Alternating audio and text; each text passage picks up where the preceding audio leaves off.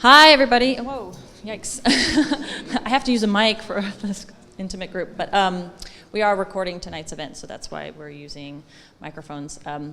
Welcome to Gallery 400. I'm the director here, Lorelei Stewart, for those of you who don't know me, which is maybe like two.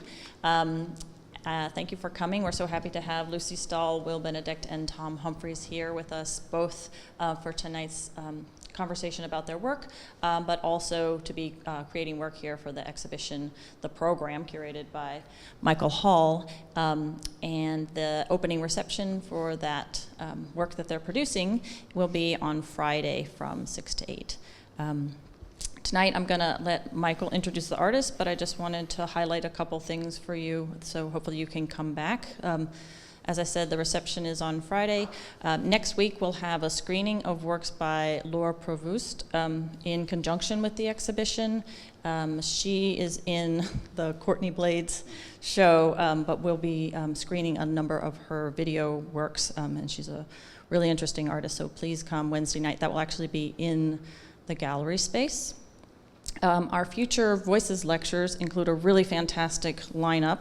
Next week we have Latin American conceptual artist Luis Kamnitzer, like an icon of Latin American art, and he'll be here Tuesday night at 6 p.m. and he'll be doing studio visits, so please tell your colleagues. And then upcoming will be David Hart, who's a Chicago-based photographer and filmmaker, Christina Van Dyke, who's a fantastic African scholar and director of the Pulitzer Foundation Museum in St. Louis, and then wrapping up the semester will be Valerie Hegarty, who's a wonderful New York-based artist who just had a show at the Brooklyn Museum and did a show here early in her career in 2002. So hopefully you can come back. I wanted to take a moment before I turn it over to Michael to, number one, thank him for the wonderful exhibition that you've created and for the great pleasure that I've had in working with you. I think the show is fantastic and I love the premise of how it evolves. And I also want to thank you for bringing these fantastic artworks and artists to Chicago, many of whom have not been seen here in a long time or never been seen here before. So thank you very much, Michael. I also wanted to thank our supporters. A number of people are very supportive of Gallery 400, our programs, and tonight's event. The exhibition is supported by the Andy Warhol Foundation, the School of Art and Art History, College of Architecture and the Arts, and the University of Illinois at Chicago, as well as the Illinois Arts Council. Special support for the exhibition has been provided by the Austrian Federal Ministry for Education, the Arts, and Culture. And Gallery 400 thanks Howard and Donna Stone, Jeff Stokels, and Daryl Gerber-Stokels for their support of this lecture and the Voices lecture series. And a special thank you goes to the Goethe Institute Chicago for supporting the exhibition and this lecture tonight. So thank you all for your support, and thank you again, Michael. I'll give it to you. Okay. So I'm just going to do a quick introduction to the artists, and then I'll let them show you some pictures. On my far end is Tom Humphreys, who's coming from London, and Tom is primarily a practicing artist, but he also ran a artist space gallery, sure. Artist space in London called Flacca, which was up from 2003 to 2007, I believe, and he showed a lot of really interesting young European artists who've come up through the ranks. Yeah. We'll talk about them. You'll talk about them, right? Okay. And Will Benedict and Lucie Stahl, who are both Vienna-based artists. Will is coming from LA and Chicago, I would say. LA. And Lucie is coming from Germany, but they're both based in Vienna, so as I am. So we have a fairly common practice, I think, in Vienna, and a common group of friends and common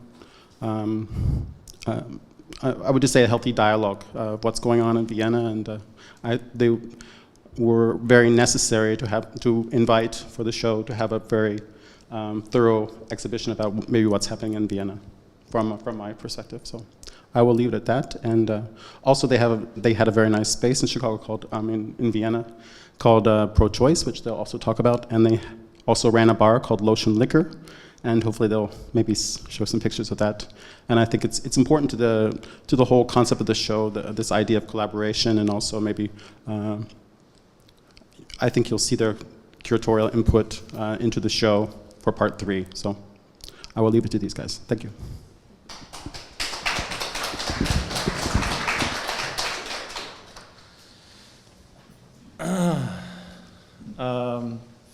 First, thank you, Lorelei, and especially Michael for bringing us out here.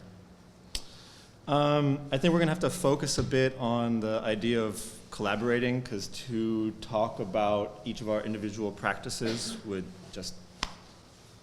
that would take some time. But since our individual practices involve the idea of collaborating, it's sort of easy, and so we'll get like a bit of what we do into it as individuals, as people. Since we make distinctively different work, it's important to us how that interacts with the whole mess of everything. So Tom here, as Michael mentioned, ran a space in London where he invited really a lot of people. He did these huge group shows, which in a tiny, tiny space. And it's that space right there. And that's a very poor photograph, which is very indicative of his style of doing things. It's an iPhone photograph that he took out of his catalog here. An hour ago. Yeah. And that black gunk over there is a frottage thing that's actually in the catalogs. That's the printed thing. That's not like a mistake or something like that. So it's a tiny space that had a lot of artists go through it. And we were 2 of those artists that at one point Lucie did her own thing there. I did my own thing there later. That was 2005, 2006? Sure. Something like that. And so that's how we met. And in a way, Tom was showing a lot of people that we went to school with. We went to school in Frankfurt at Städelschule. And you were kind of showing Londoners, English, the island, a few, and then showing really a lot of people from our school. And of course, it's not exclusively just that, but there was people from, Mexico, Switzerland, but somehow, I gravitated towards a bunch in Frankfurt, has to be said. Yeah. So, some people that did shows there who are really doing pretty well these days. I don't know. Who's that? Well, Name dropping now? I don't know that. Yeah. Because your first show was, when was that? 2003. Because that's the thing I kind of the like the idea summer of group show inviting thing. people back, Yeah. You have the chance to make it up. If it's your space, you can do it how you want. There's no, pick from whatever convention. And That's not that show. That's some other show. That's kind of a summertime thing. And he had a backyard. There was a little space. Part of that show. Right? It was. That's a Mikhail Beutler sculpture. And in fact, This is a very nice Henning Boll work that was back there. It was the attitude was working together a bit to make each other's things and get it all done. And that sounds all very hippie-ish, but it wasn't hippie-ish. Definitely not. No. It's kind of a mix between these kind of group projects, a little bit of social element to it, some solo shows. But it's kind of amazing that you could, in 3 years, he only ran it for 3 years, and he can fill a book like this with the projects and shows. But this was a show at Porticus, which is a space in Frankfurt. It's a very nice exhibition space, originally started by Casper Koenig, which is Thomas Byler. and Thomas Byler. So it's quite an institution in Europe and especially in Frankfurt. And they invited him to kind of do an overview of all the whatever it is that he did at Flacca. And so it's the Flacca Tom Humphreys Porticus book show. And it was a big mess the way he did it, and it's really, I like it a lot. I like the way Tom does things, and that's why we work together. But here you can see, here's this show. And so that was at Porticus. That was the poster, yeah. Oh, yeah. Yeah. No, this was nice. I think it's... So Yeah. out in the street. I made a bunch of posters for the show, and yeah, you can see it. I put a second floor in the institution. It's kind of a little bit of a copy of my house, but in big. It doubled the floor space from about 1,000 square foot to 2,000, and there was partly this copying the architecture in London, but I think I just wanted to make it bigger as well. Just try and offer it as some kind of gesture to the building or something, and then also to perhaps mirror a little bit this idea of using the external outside space as a kind of permanent kind of landscape for works. I did something like that too, so you see two of the permanent works relocated to Frankfurt. The Porticus now these days is on this island in the middle of the Main River. So that's what that kind of nature look is. I think what also doesn't really come across is that the building itself is quite Insane. tall. Yeah. So this photo here, you see the ceiling up here, but actually it would go another 4 meter up. So it's kind of just this weird, tall, skinny building. And I think like putting the second floor and kind of also leveled that space a little bit into a different shape, which was. I think people who did shows after appreciated the second level he put in, and they've kept it since then. Yeah. So I don't know. That's a Jana Euler sculpture in the front there. I don't know if you know her work. It's a really weird thing. That's a Nora Schultz thing right there. It's like a printing machine thing. It's kind of what she does. There's one of yours. And then the outside, and it was a nice show. It was fun to do. Nora again upstairs. Yeah.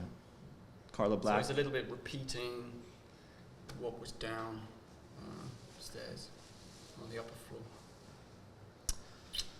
And so so Tom ran this thing, and that's how we got to know each other. And in a way, I don't know how many people are students here or something like that, but if there's something to say to students or from, I think, my experience of going to school and stuff like that, teachers are great and everything, and fine, but I think the people that you really learn from and you develop a dialogue with, and what's really important about everything is the other students that you meet in school, and how it is that you talk to them about what you do and how you continue with them out there. And that again sounds all very hokey thing, but that is some realness to that, because that's in a way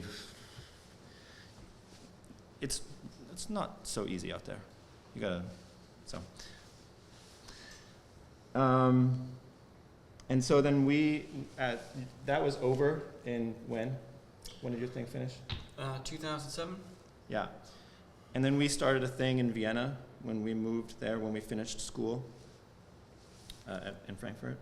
We got jobs at the school in Vienna and moved there without having ever been to the city, and so we had no context, no people that we knew. And so for us it was kind of like a way to get people over to the city. Was our idea to open up the space, kind of maybe reminiscent of Tom's space, or it was definitely an influence. And so we started this place called Pro-Choice in 2008. We did some shows actually before, or Will organized some shows in our apartment before, but then we got a real space. On mine. You weren't so crazy to do hundreds of group shows and have lots of German people sleeping in your kitchen. The German are the worst, is that what you're trying to say? They're tidy people. So we did a bit different, but definitely influenced by this guy to, just get people over. We were lonely in Vienna, basically. And so and actually it's funny because since it ended now in 12, and she went to LA for a residency at the Schindler, and I was kind of alone in Vienna, and I didn't have all these people to keep me company or something like that. It was very, very lonely. So it's very funny that this is like a thing to have friends around too. That's a big part of it. And so Tom did one of the fourth fourth show here. That was our space. It was a cute space. It was very, very cheap, and in the first district, there's definitely places you can renovate in Vienna and turn into something. And that was somehow that kind of connects into the story with Michael, because he came to the show and kind of liked the show and said, okay, so I'm going to take the whole, I had this idea to take the whole show and put it in a show he was curating as a kind of a singular thing. So he kind of, showed that my solo show in a group show in its, entirety, like, when was that, a month later or something? Mm-hmm. Yeah. Yeah. You came right back. You were Michael right basically back. took all the works out of the show and Yeah. rehung them someplace else in Vienna. It was cool. It was funny because it definitely was a different audience, though, I think, that came to that show. This is the next show that Tom did at our place. We liked having him over, and I really like these works in particular. That was our upstairs space, and then we had this big downstairs. It's kind of the entryway. So yeah. Do we have pictures of Galen? No. No. Yeah, Galen Gerber he's around in Chicago. Maybe you guys know that guy. He did a show where he turned the whole space orange. Maybe you've seen one of those things. It's psychotic. So it was orange walls, orange fluorescent lights. It was rough on the eyes. It was a very nice show. I really liked it. It looked like that. But we're very lazy with our photographs. I think we kind of stopped putting pictures right around there. So that's just how it is. We'll do it eventually. Yeah. Yeah. At least your website's running. Yeah. Yeah. His website's doesn't even exist anymore. I haven't been paying my bills. No. This was a very nice show. Erika and Nick Gambaroff. I think the MCA here in Chicago showed all of these after we showed them. We showed them first. And yeah, it's one of the few things I think we sold to people. People wanted to buy these. It was actually a bargain. We wish we'd kept them. We have 50 of them. Yeah. There was how many? 360? 300. Yeah, we wish we kept them all for sure. They're nice. It was what was it, $4,000 for 25 paintings? So. The idea of this thing was, the 2 alphabet monographs, so it's 2 letters always superimposed. Yeah, you can kind of see and they it made here. this kind of performance where people we had these kind of, what do you call these things? A megaphone, and then A would go around, and he would say, actually, it was with Michael, right, where it was all fucked up? I don't know, somebody had a funny... Yeah, that's good. Okay, yeah, he had to read the thing. He would go like this, A would go around, and then he would hand you the microphone, you'd be like, he'd say, what does it say? And then you'd really have to say, and then I think Michael got NX, right? Okay, and then Michael's says nix, which means nothing in German. He's like nix, and then A was like, no, that's wrong. and he was like, what does it say? And then Michael was like, nix. He's like, no. And it went on for way too long. It was very funny. Anyways, so it's not a word. It's this. It's whatever. So I think it's I like that project a lot.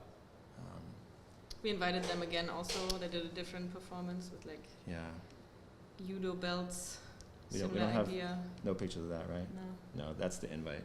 That was nice. So that was in our new space when we moved. We had to move out of there, out of the first district, because the first district is the kind of inner city, rich area where a lot of shopping is going on and stuff. But the street that we were in was kind of a side street, and they had trouble renting out their spaces. So we got this deal for 3 years, but then we got kicked out after that. And so then we found this little place in a pedestrian tunnel, which kind of The S-Bahn, the train is the going train's over. going over it, and It's it the main kind of train combines station. like one of the main train stations to the fun fair kind of park area right there. Amusement park. Yeah. With the big Ferris wheel that's famous in Vienna, if you know it, and it's in the third man, and it's where Orson Welles tries to throw the guy out of the Ferris wheel. It has that, which is, it has a nice touch to the city. I mean, that is really the nicest part of the city to me. It's really very special. There's a huge park that runs along there, and then the amusement park. It's really. So that's the tunnel. That's a pedestrian tunnel, and it's open. You can walk 24 through, hours. bicycles run through, blah, blah, blah. So we kind of transformed this space into an outdoor gallery. That was our idea. We built up all these walls. This little door that you see back here was a little pasta place. This guy sold pasta there. This is like the smallest gay bar in Vienna where a lot of old gay men hang out. And we became friends with that guy, Karl, and he gave us on the other side. He gave us this space here, which is the other wall. And then we opened up that bar that Michael mentioned called Lotion Liquor. It's like a 5 square meter, it's a tiny space that used to be a urinal, a men's urinal, and we just kind of transformed it into this bar. And it sounds funny, but it was a very nice space. It's nice, And it's it gross. It sounds funny. It's gross. There's rats. It's disgusting. It's disgusting, but very cute. Yeah. And Olivia's here. She's sitting over there. Olivia runs a record label with her friend Nate Young called AA Records. They produce a lot of nice stuff. They're in Detroit. They're based in Detroit. All the noise bands that are around in that neighborhood or in Europe and stuff, they've done these limited edition printing. It's all, see that thing right there? That's like a lathe. That's a double lathe right there. And you can play each one. I think one of them is just a loop, right? Because technically to get the, yeah. These are magazines Olivia and Nate made that you can play. It's nice. I know Olivia for a long time.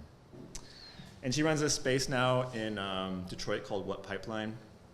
And that's a nice place. And they did a show there a little while ago. So we have this funny support structure that becomes very clear. That yeah. Oh, yeah, I don't know where. And I need to update your website. Yeah. So that's Olivia's place, What Pipeline. This is Tom's works, plates. Great working conditions, I say. Yes. Yeah, that's her space. It's a really nice space. So that's a show that they did together. Yeah. And the idea for this show was kind of to have 2 solo shows on top of each other, because in a way we've known each other, of course, for a long time, shown with each other in group shows, but we've never really done something really just the 2 of us. This was the first time. And so we decided to hang my works directly onto the wall and then in like a certain rhythm or something, and then Tom's works, which are these plates in this case that he showed there, were just hung in a different rhythm, and so they would sometimes overlap and sometimes not, and it would just be this kind of weird smashed 2 solo shows in one. Yeah. And normally your works are covered in this plastic polyurethane resin, which makes them into these plastic posters. And in this case, you put them I just directly on the wall. we pasted them onto the wall. Yeah. And here you can see the plastic resin coated ones. The show in Cologne at the Kunstverein. Yeah, there was a show I did in Cologne and at the Kunstverein, which is kind of like a non-profit. I don't know what the The Kunstverein is a subsidized. It's an institution. it's similar to the town Porticus in a way. Art society. Yeah, it's funded by the government and yeah. And individual donors and stuff, and you get a membership, and you can get a discount on the edition, and they try to raise money scrappily. Some Kunstvereins are richer than others, and this is quite actually a very nice one with a very good history. It's really interesting place. Yeah. So this was in 2011, and I got invited to do a show with this artist, Bela Kolajova, which is a Czech artist from 60s, 70s, 80s, who unfortunately died the year before the show happened, or a couple months actually before. And so it was kind of a, yeah, it was a sad situation to then have to curate all her works, but without her being there. And the idea of the curators was that she also used a lot of kind of day-to-day material, like just kind of stuff that she found and put into these assemblages or collages. And I guess I do something a little bit similar. So we got put into the show together. And it was actually nice because with the curators, I went to the archive and we could see at all her works. We could look at all her works and kind of decide what would be interesting to show together. Should we show that that video that David made of the tunnel? Because it's funny. Just for a second. So we did a show with this guy named David Leonard. And David is definitely an artist. Couldn't call him anything else. But I don't know if he's not an artist in that kind of way where he went to school and understood art in this way where we're kind of learning or going through this process of getting the life beaten out of us and we all become clones of art. He learned some other way of doing it, which is really a very fine way, I think, to do art. And hopefully you unlearn all this stuff as soon as you get out of school and retain a tiny morsel of knowledge. But anyway, so David went and he became a journalist in West Virginia. He got a journalism degree in West Virginia. It's just a really crazy story. He actually moved out with this like kind of a guru guy in a wheelchair. He was my best friend from LA, went to art high school together.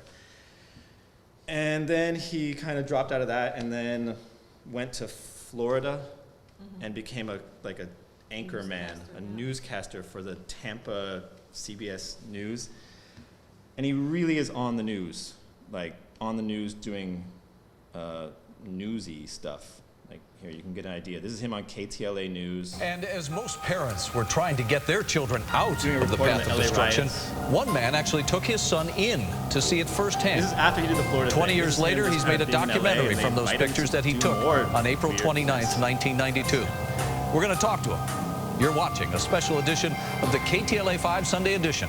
But the LA riots 20 the way he years does later. sarcasm is very difficult. He's been on the Colbert Report. Like Colbert Report has done reports on his reports because they were so weird to them. They actually noticed how weird that was on normal TV. Our next guest was just a teenager when the LA riots broke out. Yeah, and he and his family were right there, right in the heart of the action. They were documenting the whole thing, and we want to show you what they saw. Take a look.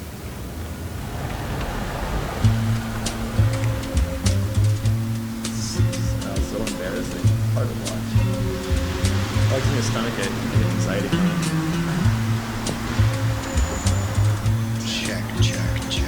In 1992, I was here at Parker Center. That's him. I had just come from school. My dad brought me here. We were going to take pictures. The majority of the jurors That's him and his favored dad's acquittal. photography. They How just could said that be? And I was only 14 at the time, but I remember talking to other kids, other adults, other people, and there was a sense that if these officers are let off, there would be a riot.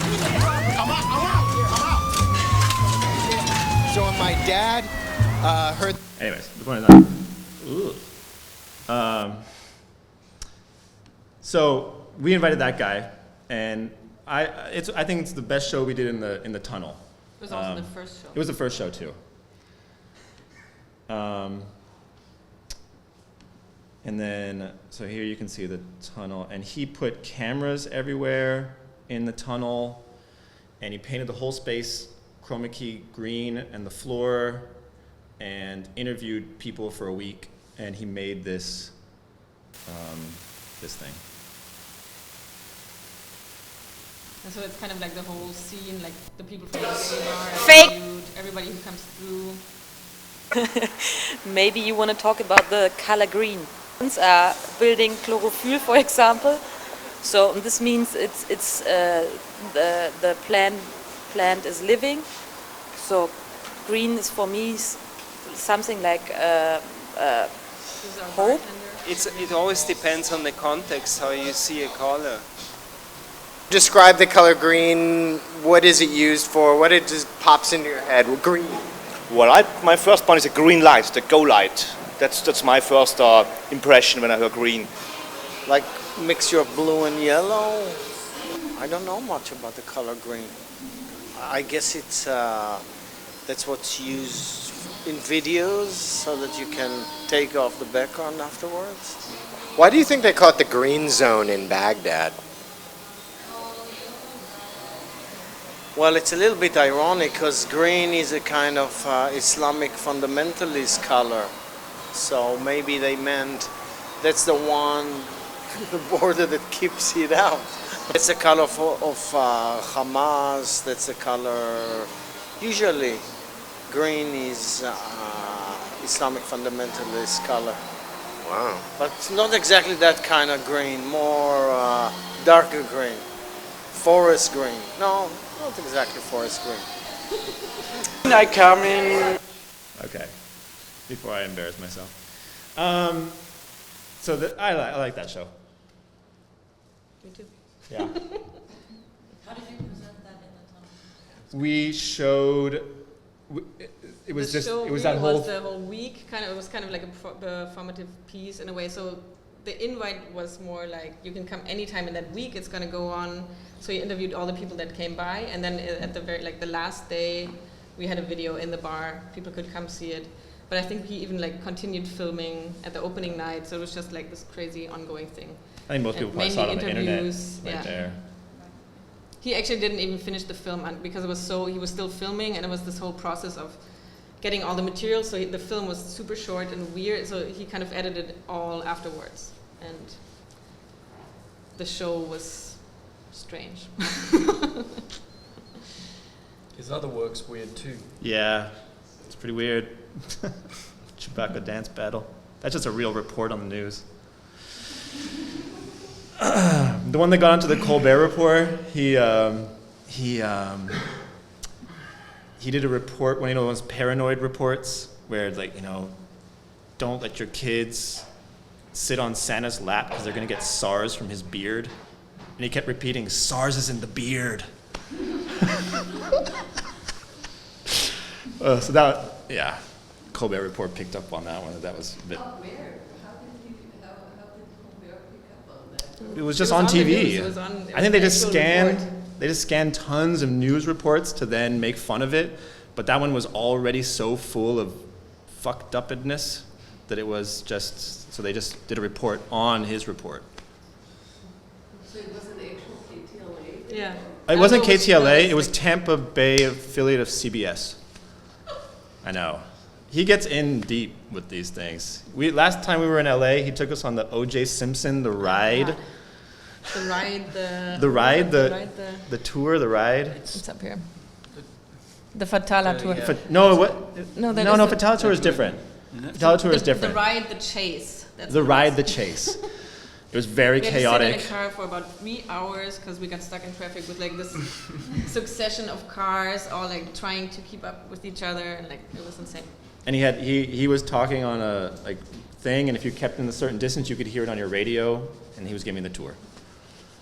It did not work, and that was its charm. Yeah.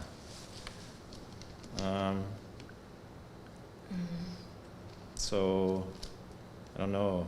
There's, obviously lots of other. This is a show that I curated, and they're in it, and along with Clayton Goodman, that guy who was talking about the green zone and Hamas and a mixture of yellow and blue and all that stuff. He's an artist named Martin Goodman. He's in Vienna. Somebody's around, and another American. He's Israeli. He's Israeli, but he spent so much time in New York. He's pretty much a New Yorker. He was there since he was 19, but he's from Jerusalem originally.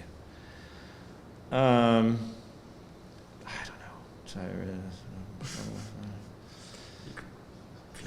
Flip through it. Okay. So it's kind of the entrance space, the show. I tried to make a 1-to-1 scale thing of a real city. Of course, that's not going to work in a gallery. But I had a copy shop up in the front with works by Wolfgang Breuer, very good artist, who showed at Flacca also how we would all have met. That's a poster of Lucie's for advertising an AIDS walk that was coming up. So it was supposed to be like a copy shop that would have printouts and posters. And there's people in the in the city, and it's a Stephen Willett's piece. It's all about how lamps, or how vases in the 50s in London or in England, there was this culture where you make vases that are models, utopian models of how you would envision the city, your future city, and he collects and he's interested. That's a Thomas Byler wallpaper where Thomas let me cut the whole wallpaper into a cityscape, and the wallpaper is made of tiny people. So I made a building made of tiny people, and there's people walking around, and try.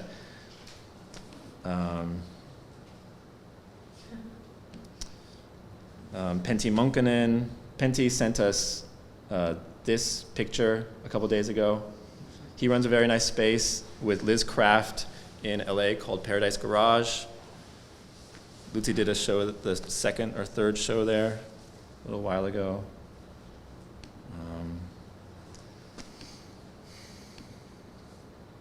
The whole show was called Vertical Club, which is thought it was a good name. It's an artist named Willem Urebeck.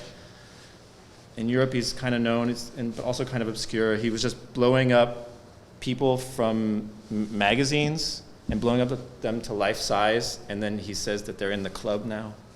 And he's been doing that since the early 90s, and he keeps doing it. And there's only 30 people in the club, so it's a very exclusive club. A friend of ours got into the club, but then she refused to be in the club. That's right. That's right. She was actually the invite, so she's permanently in Art Forum, very huge. Actually, I want to show her because it was very.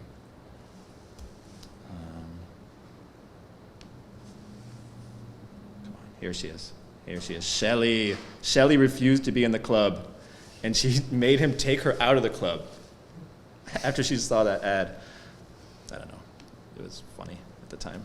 Can I ask a question? Sure. So, like one of Thank my you. favorite intellectual historians is this guy named Weiss Postone. He teaches at UC, and he works on critical theory at Frankfurt School. But his really, I think, contribution is that he really values the sort of lens of friendship, and he sees that as the philosophical principle on which critical theory is sort of built, right? The friendships and the time that they spent together in sort of lakes and hanging out and having meals, and so all of his understanding of the philosophy is through this lens of friendship.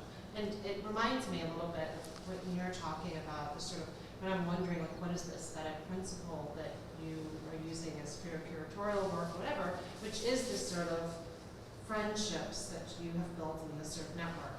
And I guess I'm wondering, like, if there's an anxiety, if you ever have an anxiety that, like, it's too insular, or like, what is the principle? Hell yeah. And how do you expand your sort of aesthetic, sort of landscape, and, I'm just wondering about that. Well, hopefully, people make really different stuff, but yes, the answer to your question about whether the fear of it being insular, and not connect. Hopefully it's connected to the real this is an extension of it, and. But I also think like the way we get to know each other, why we're interested in each other, like how we become friends, obviously is in a way through the works also. So it's kind of like, sure we're friends, but also I don't know why why we probably like Olivia or something like that is because she does something that interests us. I didn't know Olivia as long as Will did, and somehow, I don't know. I would like Olivia even if her work sucked. No. What comes first? Like, what is it that pulls you? It's ensemble. Yeah, it's hard both. to- You can't. But I don't think that's true. Probably not. I know. It goes right to the heart of the question of what we're trying to figure out. Probably a lot of the content or subtext of what this all is. Whether. What's the alternative to it? Is working with, outside of that, where it's often very unsatisfying. The communication is problematic, or the conditions aren't right. It's a long way towards some kind of group narcissism where everything kind of For sure, and people. function. This shows a good. Maybe, because I was going to ask a question just about the same thing you asked, which is how it seems like you have lots of opportunities to show in places your own spaces or spaces that are made by your friends to have viable, very visible commercial galleries that you can show in. And I'm wondering what the relationship is between doing them and then showing at Paradise Garage and Pipeline. I tell you, these people have a lot more money.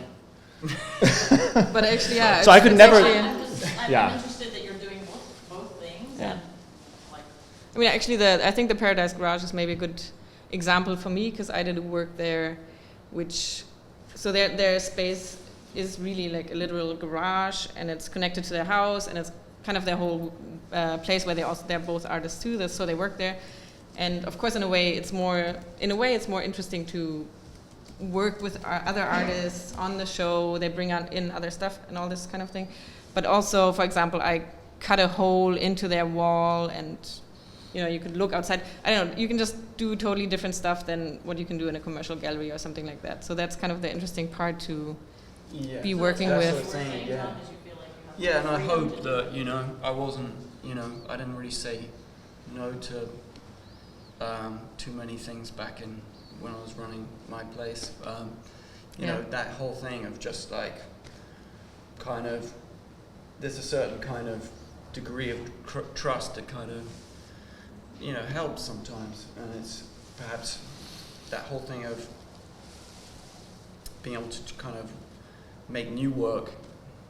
I mean, the limitations are kind of obvious, aren't they, as well, with commercial gallery situation or institution, when, time is limited, parameters are set, so, yeah. But I promise this is the last thing that I ask around this. But I mean, the interesting thing to me is because a lot of people understand sort of schools of thought or circles or whatever as like ideology critique. These are all Marxists or these are feminists, like psychoanalytical thinkers or different artistic movements that come about because they're committed to certain forms. And so I guess I'm trying to just grapple a little bit with how do you understand the us of you all? And if there is one, if you care about that. But what is this? In ideological terms. Or not even, maybe it's the anti-ideological, but is there, when you say that, we just like this work, I think it has to do with authorship, like you were saying. I feel like between you guys and the people that we know work together, there seems to be a whole thing with, like you're saying, initiating everything collaboratively, regardless of whose name is going to wind up on this thing, or just sort of acknowledging the fact that there's rarely one author to any piece of work. Sorry to interrupt. No. I mean, that's kind of the point, right? What you guys are talking about. So figuring that out is some. Obviously, we don't want to deconstruct that all too much or not that we don't want to think about it, but I think we could kind of just keep going or something like that, and then resolve things on a case by case basis or something when the problems come up. Always liking, that thing of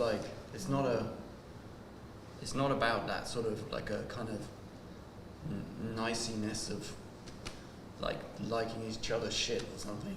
Just surprising. It's make a mess. See what happens. Sometimes it's in that sense a test. So and there's definitely times where it's been we don't always get along. And does that testing or making a mess and see what happens, is that a driver in your own individual work too, or is there something else that's driving their individual work that then you connect to what you do together? It's good. It's nice to have people around where the level of a sort of assumed understanding is pretty high. So. It's also such an abstract thing to make work and then think who's going to see this, who understands this. Somehow for me it's always the idea more okay, these people are going to see it and how do they react to the stuff. It's just a more direct, person there or something compared to this abstract idea that it's going to be out in the world. But we do do other things.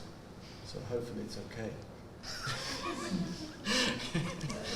We'll find out. Why did you close your space in London? Did the others complain about it? Sorry? Did the others complain about it? Others. Like us, did we complain that you? Yeah, some people wanted to kind of try to sort of bully me into like running a commercial gallery, which no, actually not. No. Yeah, no, I won't mention names, but yeah, artists that showed there thought, you know, came by with sort of lists of 10 people and said, you know, it's time to make Wasn't a us. move. And I did one fair in London as a kind of experiment where I just sort of, I wasn't really interested in doing it properly. I got everyone to chip in to pay the bill, and if anyone sold anything, they got 100% on the sale. And yeah, you know, it was like a test, and I saw it as a thing which had a lifespan from the beginning. To be honest, just question some stuff and see what happens. You know, tried to organise a couple of things before people let me down, so you know, in the end it's quite nice making some decisions and saying who's in and out and kind of controlling it somehow. I mean, Will and I, we ran the space together, and we also kind of finished it just last year.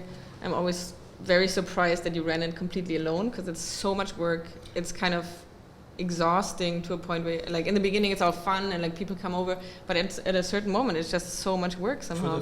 For the first 3 weeks, it was I almost had a kind of something like a panel of about 4 friends, and you know, they came in and proposed things, and then I didn't like any of the things, so I'd said that it's just my thing now. I just told them to go away. They forgave me. But yeah, you know, that's the thing. If it's not like, you know, if you're not satisfied with the, you know, how you want to direct experiment, it's like, what's the point? Then, you know, I mean, it should be interesting, surprising what people come up with. So in your process, you did edit out. You did say no to artists. Oh God, yeah. In the end, yeah, I don't think there was there wasn't like a single submission or something, or like, it was more like kind of, I mean, in a way, Will sort of said, after we knew each other for a bit, after Lucie's show, that you proposed, you know, something, but somehow that seems different. Nothing like a kind of cold submission or something. It was always after some kind of discussion of seeing, you know, a way forward. Or, I suppose, you know, it sort of had an internal logic as it sort of one step to the other. But these things, it causes friction. That stuff does. Well, doing all that, we have people who are mad at us. Yeah. People are mad at him. Yeah. You get, definitely get into all that, you know, that all becomes a thing. And.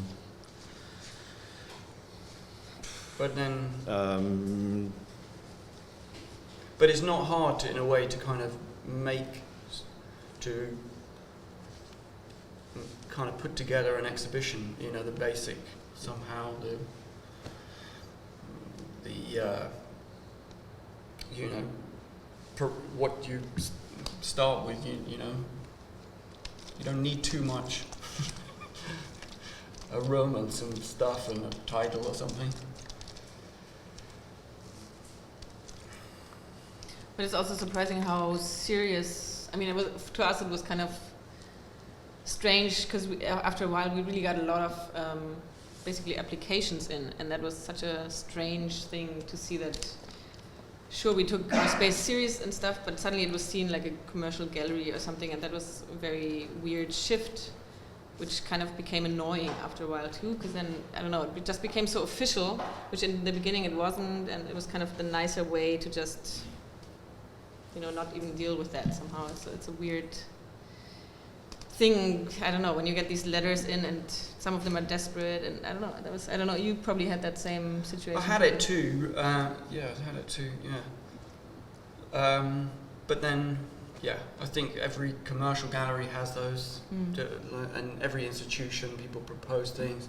There's a certain amount of people being a little bit then naive, and then actually a lot of the time you're looking at the things and thinking, it's kind of, you know, it's something, I really can't judge it, but why would you send that to me? Because I'm not showing anything like it, or like proposing. But I think a judgment is such a survey freaky show thing of to get involved photography in. or something, and I never did that, and so, you know, it always kind of baffled me that people kind of, you know, don't come by and see a few shows first and see if it sort of makes sense, or just kind of do their own thing in their, you know, living room, or essentially it was my living room, so, you know, yeah, but I think there's a limited amount of energy you can have for that thing as well, and you know, it's makes sense for an artist, I think, to do it for a time and then stop, right? Is it the lack of energy that made both of you, or both spaces close? In a way, yeah. After a while, I mean, for us it was also kind of like I moved away for almost a year, so Will did it alone. The last shows that we had planned, and that became obviously very tiring. It's not a sad thing, it was a happy thing. Yeah. Jesus Christ. But then it's nice, All because those now mad suddenly, you know, monkeys, there's other it's hard spaces. work. It is a shitload of work. And the As fact Lorelei is, probably knows, yeah, it's like a yeah, shitload of work. And Oh that's yeah. to do our other stuff, you know, in the end, it's like to do it really properly, to curate shows and do all that. It's another job, and I respect it. And I always felt not really a curator or anything like that. Just. So are you too old for it now, or are you too occupied with other things? Maybe both. Yeah, I feel very old. Huh? Sounds a little bit like that. No, I'm just busy with other stuff. I got to, you know, I really, I wouldn't know how to fit it in. It's absolutely. So yeah, I mean, yeah. It is It's kind of okay. a young man's game, though. We were young when or 10 years, you get old in 10 years. It's crazy. I had no idea. It happened so fast. Can you guys talk a little bit about your approach to the work that you're going to show on Friday, and then what you brought, why you're doing what you're doing in the space, and what we'll see? I mean, decided together. Well, you know, this show that they did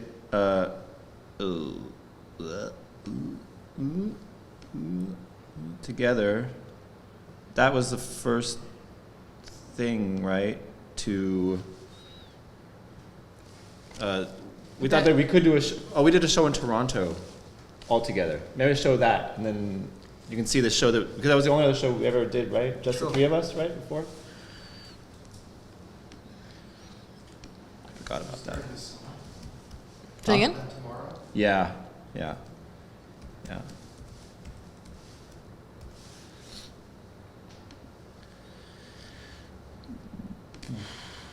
So yeah, I don't know. We did this show, and then now we're doing another show together.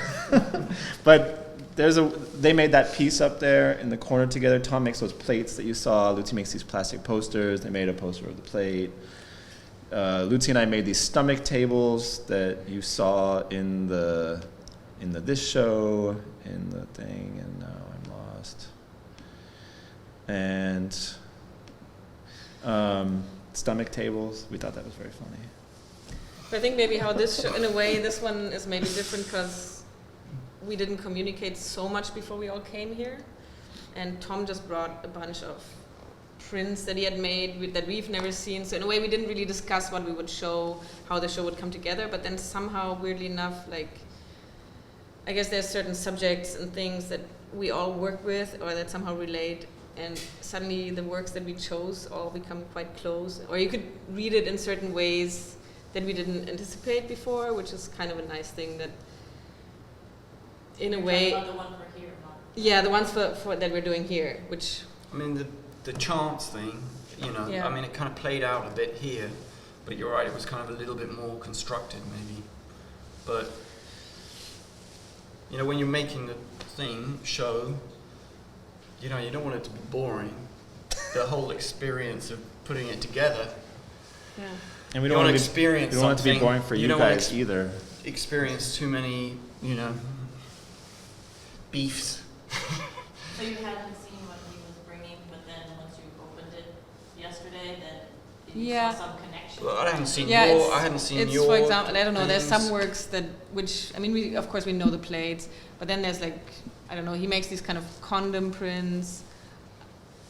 I don't know. It's too much to pin it down in a way, but we know each other pretty well, and we know each other enough to say we can just show up, and also, you know, it fits right into the way Michael was doing the whole thing. And if we wanted to keep some works over from what he was doing, which is the structure of his show, that's really easy for us. We even know half those people, or more than half of those people that are in the show. So that was a organic kind of thing that he set up, which was very easy for us to walk into, or we'll see how how it turns out.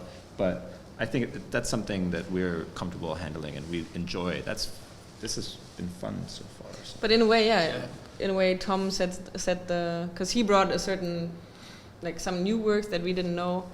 We had a couple of things that we could show, and then in a way we all put it together through what Tom had brought. So it was kind of a nice and surprising thing to decide that way, rather than to each individually decide before what we would show and then try to make that work. And it's, somehow, something that hopefully sort of comes through in terms of a sort of attitude in how we kind of handle the room and what was there before, and that's all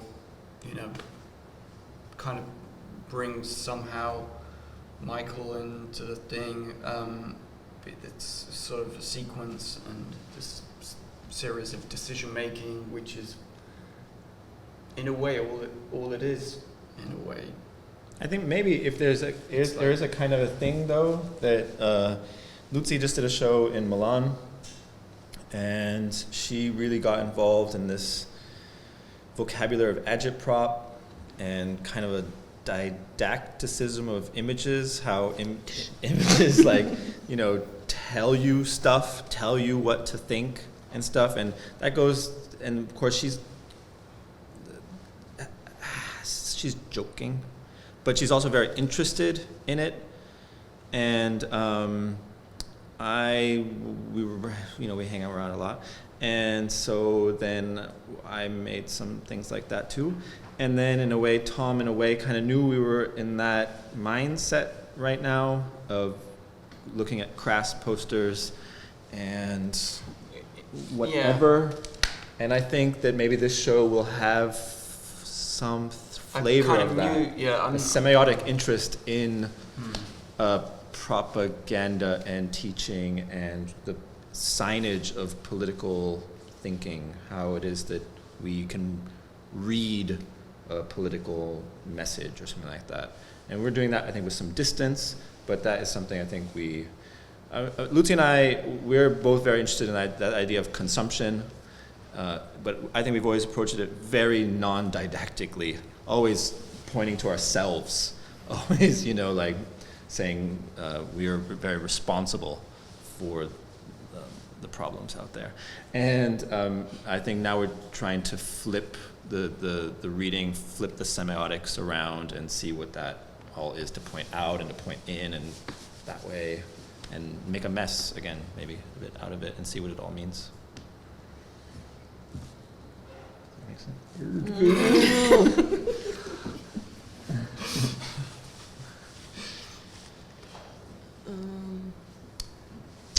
nice to make something quickly. That's what you know, prints. Yeah. Printing. Digital printing, woodblock printing. Yeah. Facsimile kind of thing, copy. This is a good movie. We just watched it. It's really good. It has a terrible title. Merci pour le chocolat. What's wrong with that? It's terrible. It's a terrible title. It is an excellent movie. I really highly recommend it. It's Claude Chabrol. It's good. So would you like to wrap it up here? And everyone seems to ask questions, but if there are other kinds of questions, feel free to talk with them after.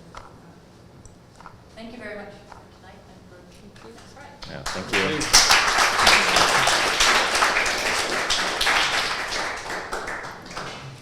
We're going to leave copies of these catalogs here if people want to have a Yeah. peek. That's kind of what we do more in depth